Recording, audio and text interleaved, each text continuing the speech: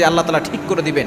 আর ছোট্ট একটি দোয়া 7 বার করবেন। দোয়াটি হচ্ছে আসআলুল্লাহাল আযীম রব্বাল আরশিল আযীম আন ইয়াশফিয়াক, আসআলুল্লাহাল আযীম রব্বাল আরশিল আযীম আন ইয়াশফিয়াক।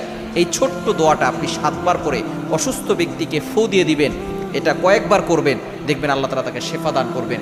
যদি তার মৃত্যু না থাকে, আল্লাহ তাআলা তাকে সুস্থতার নিয়ামত দান করে দিবেন। সুতরাং অসুস্থতা আসলে আপনি এই দোয়াটা পড়বেন, এবং যা প্রতিবেশী অথবা অসুস্থ কোনো আত্মীয়স্বজন থাকলে এই দোয়াটা পরে ফু দিবেন, দেখবেন আল্লাহ তাআলা শেফা দান করবেন ইনশাআল্লাহ।